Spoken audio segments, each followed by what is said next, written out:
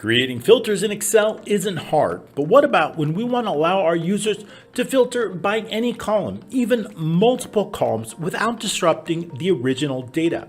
How do we do that? Hi, this is Randy with Excel for Freelancers.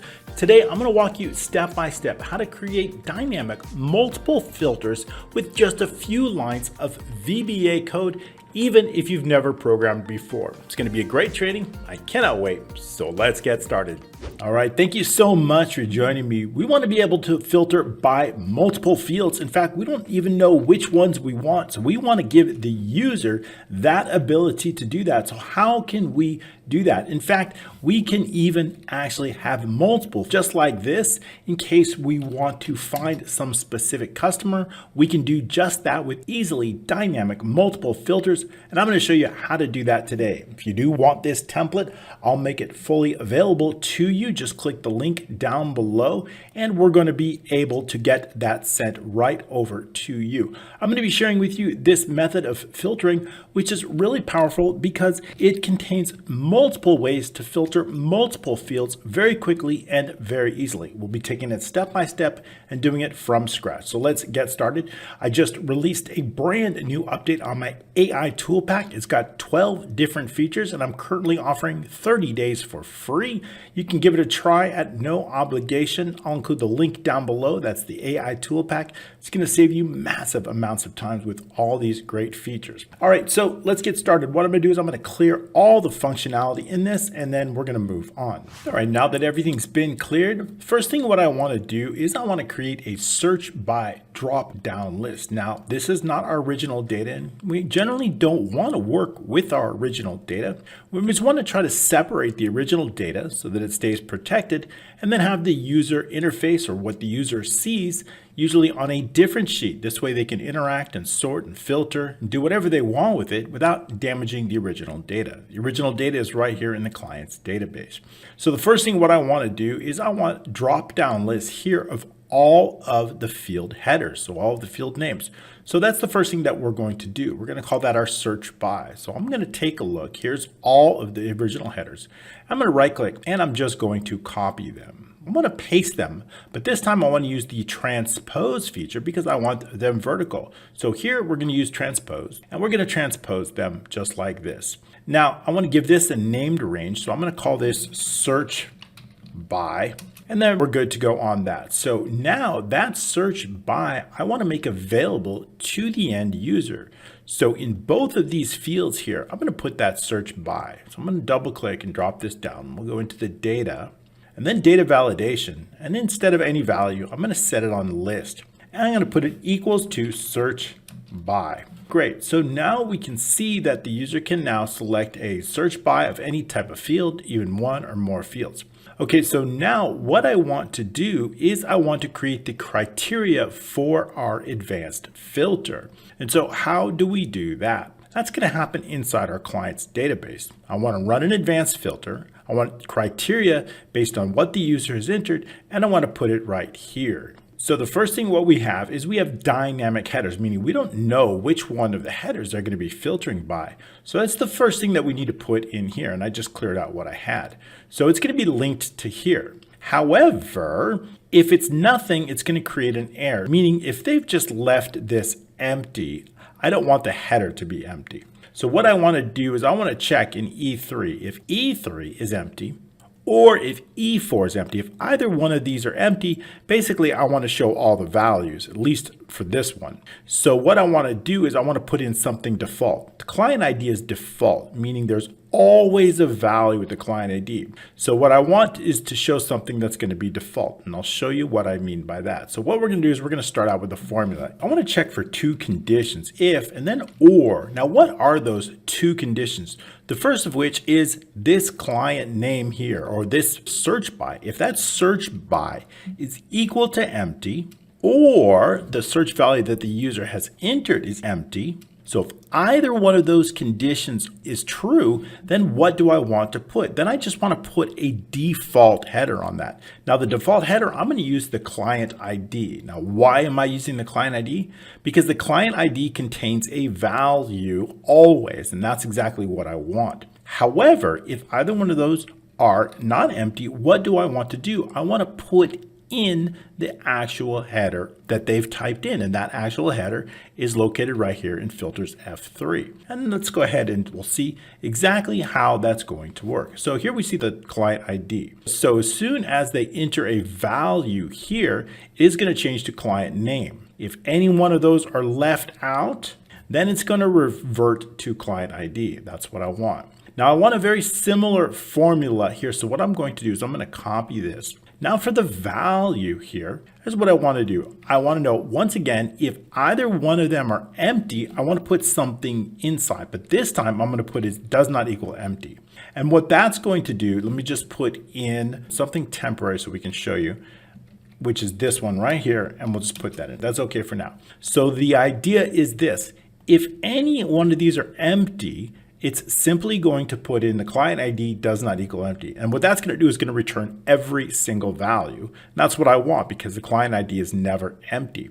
So only if both of these contain a value, only then do I want to show that. So now we see DD, but it's not quite finished yet. Now, why is that? Because I don't just want to show whatever value they've typed in. If it's a string, such as the client ID, name, type, phone, email, status, I want to show that as a string, and I want to use the asterisk or wildcard on both sides. However, if it's a number, I want to show that exact amount. So what we want to do is we get a little bit technical. So I want to make another check. If, what is the condition? I'm going to look for, once again, the value. What header did they enter? Which is this one right here. So if the header is equal to, we're going to use the or because there's multiple conditions.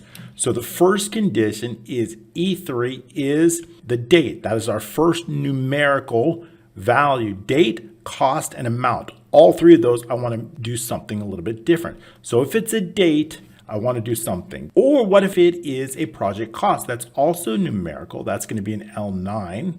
And the third condition is, I'm going to put a comma. The third condition is the project amount. So if the user has entered any one of those values, I simply want to enter whatever the exact value what the user's entered. And I'll show you, I will go over a few samples. So that means if it's either one a date, a cost, or amount, I simply want to enter that numerical. However, if it's any other field, I want to enter a string and I want to use the wildcard so that it is simply contained. So if the string is contained within the values, it will return, meaning the wildcard, it will start with and then the value E4 and the asterisk. So we'll take a look to see exactly how that's going to work. Very good. So now we're going to enter it. So now if the client name contains DD, it will return. However, if they've used something like project cost, and I put in a 3 here, when I go back to client database, it is the exact amount 3. However, the user can also enter something like greater than 3 or greater than equal than 3, and that is also going to be carried over. So that's exactly what I want to do.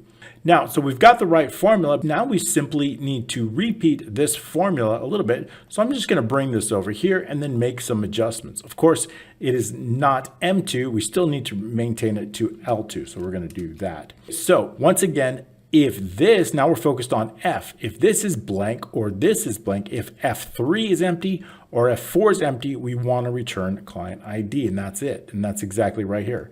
So if F3 or F4 is empty, we return the client ID. Otherwise, we're going to return whatever's in the F3. Likewise, we're going to do exactly the same thing. I'm going to just bring this formula over, and also we're going to just make the updates because we want to make sure it is not M, we're using L. So once again, we're going to use L, L9, just like we did before. We're matching those headers, and L10. So now we can filter by multiple. So we want to do a project status, and let's just do completed. So now we're looking for all the project costs above or equal to, let's say, 3,000, and those that contain completed. So here, this is exactly what we want. Project status that contains completed, and a project cost that's greater than or equal to 3,000. That is the perfect criteria. So now, if just one of them is left blank, it is going to revert. And that's exactly what I want. So let's do this. Let's bring this here. If I decided I have not included completed, it is going to return all the values client ID. And that's exactly what I want. Also, I'd like to take a quick moment to share with you one of the best products that I've ever developed, the AI Data Analyst, to create unlimited assistance with any type of data you upload. For example, maybe we want to create a real estate expert. We can do that with just some simple instructions for our assistant. We then save it. We can add any type of resource. For example, even a YouTube video we may want to add. We can just select on the YouTube, go ahead and copy the link and paste it in, and the entire video is there. Even Excel data, we can do that. So for example, we may have some comps. We can add that in with Excel data, select the workbook and the path, and it's done. All that data is in, even PDF ebooks. You can add that in there, just put the PDF name, the type, and then of course the path of the PDF. We can upload unlimited resources. Once we've uploaded all the information, we then create a chat. In fact, unlimited chats. We can type in our question, whatever we want, and the answers are going to come right to us.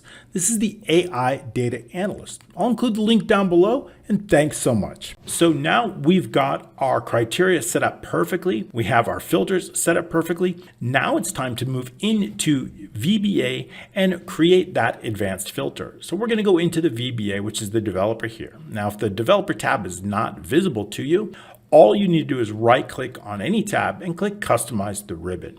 Once you go into that, just make sure the developer is selected here on the right side. And once you have that, you're going to go into the Visual Basic or press Alt F11. Now we're going to write our macro. And to do that, we need to insert a module. So we're going to click Insert and then Module. Always a good idea to rename the module. So we're going to go into the Properties. And then right here, we're just going to call it Filter Macros. Any name, because when you have a larger workbook with a lot of modules, you want to know what's inside them. Inside that module, we're going to write our first subroutine. We're going to use sub. We're just going to call it filter clients. And we're going to dimension some variables. I want to dimension the last row as long, and we'll do the last result row as long. It's going to be a whole number. The last results is the results of our advanced filter. We're going to have those results, and we're going to bring them over into our sheet. We're working with our client database, so we're going to focus on that with the client database. And we're going to use the IntelliSense just to ensure that we have the sheet code name correct, which we do.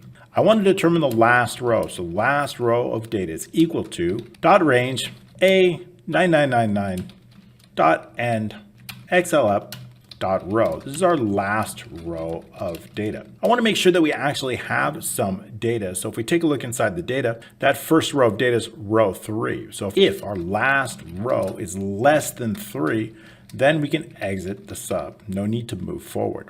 We're going to run that advanced filter. So we're going to base it on a specific range inside that sheet. So I'm going to bring this down here a little bit, and then I'm going to hide the menu at least so we can see that our data. So our range of data starts with the headers on on A2. Let's move that over. So our range of data starts on row A2, and then our last column is located in J, and then the last row. So we're going to run an advanced filter, and we're going to use the copy. I want to copy the data to another location.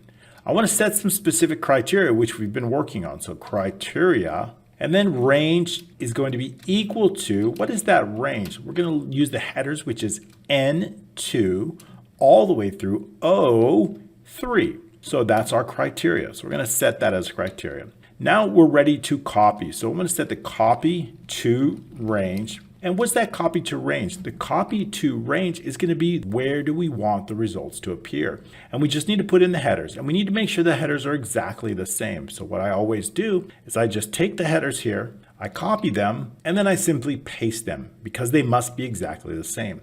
Our headers are Q2 through Z2, and that's what we're going to put right inside here. So we're going to use here dot range Q2 all the way through Z2.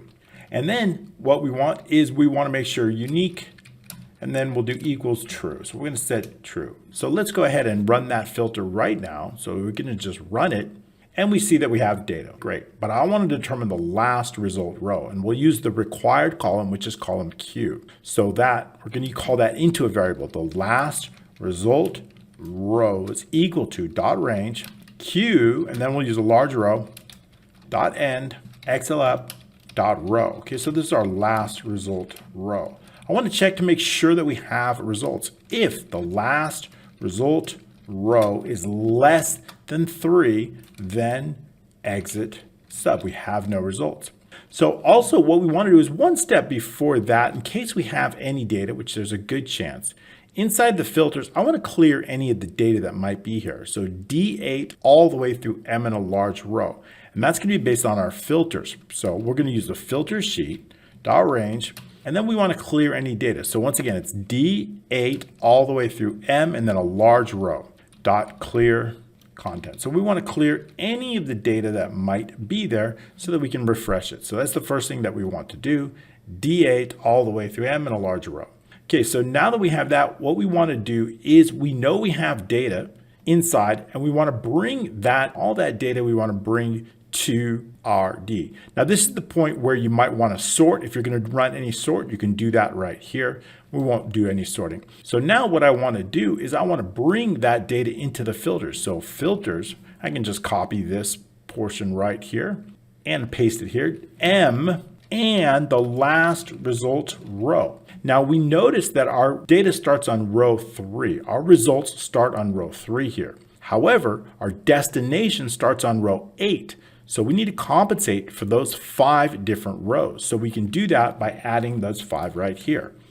Dot value equals, and it's going to be based on our results from our advanced filter range. It's going to be Q3 all the way through Z and the last result row dot value. Very good. So what we're going to do is we're going to run our advanced filter and we're going to see that the data made it in here. So now we're going to take a look. We see that we're focused on only projects over $3,000. If I were to change that and then run once again for any projects that are less, let's go ahead and run it. I'll run the macro here. Okay, and now we see we have only those projects which are less than or equal than $3,000. Perfect, so it's working good. But now I only want to know project statuses that are in progress. So I want that multiple filter. In fact, I don't even need to put in the entire, I can just do progress. And then what we want to do is run our advanced filter. So this is working great. So what I want to do is I want to run this macro anytime I make a change to E4 or F4. So let's go ahead and do that. If we're making a change on the sheet itself, which we are doing, that is going to focus on the sheet, which is our filter sheet. So I'm going to double click that. And we're looking for the worksheet and where we make an actual change to the worksheet. So what we can do is this selection change we can get rid of. If we make a change to either E4 or F4, we want something to happen. What do we want to happen? I want to run this macro called filter clients. So that's exactly what we want to do. If not intersect target. Now what is the range? E4, comma F4. Either one of those fields, if the user makes a change, is nothing. Those cancel each other out. Not and nothing mean the user has made a change to E4, F4.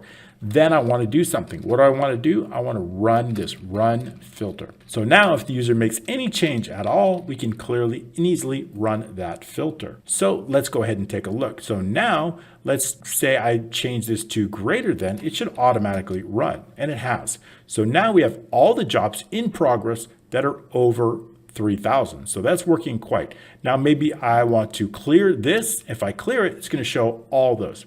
What if I want to show only jobs that are equal to 30,000? If I do that, I can just do this right here, and it's going to show only that job that has a project cost of 30,000. So it's working quite well. What about if I want to filter by phone number? I only want to find the phone number that contains 0104. So 01, let's change the phone number here. So we can quickly add that, and then 0104 into that, and we see the only phone number that comes up. Now that's perfect. That's working exactly the way that I want to. However, we may want to also clear the filter. Now that's pretty easy with a button. So to do that, I'm simply going to insert a shape here, and we'll just use a square shape, and we'll just use something like this, and we'll just call this clear filter. Clear filter, and that color is a little bit bright. So we'll set something closer to the theme color. And then what I'm going to do is put in the middle, right justified. I can insert an icon here. And I think we've got a filter, so we can do that. I'll type in filter.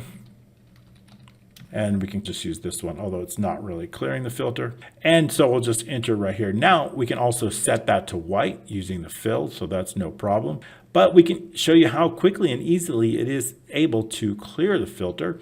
And we'll set this graphics fill to white. So now that we have a filter and clearing the filter is very easy, I'm simply going to group these together.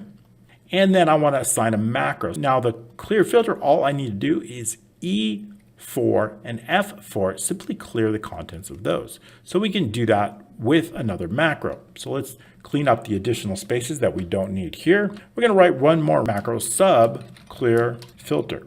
Okay, so inside this clear filter, all I want to do is focus on the filters dot range E4 F4 dot clear contents. Now, because we're actually VBAs making a change to them, we don't need to actually run this macro. It's going to be done automatically. So when I right click and I assign the macro and I paste it here or just select it here, either way, it's going to be good. So let's go ahead and search project status. I want to know those for in progress. So I'm just going to write that and I'm going to click clear the filter and it's working perfectly. All right, very cool. This is how you create dynamic filters using multiple headers. I hope you have enjoyed this training just as much as I'd enjoyed bringing it to you. Thank you so much. And don't forget, check out my AI tool pack. And also I have 400 workbook templates that are absolutely the best templates on the market. And I've got those available at a very low price. It's going to help us out. Thank you so much. And we'll see you next week.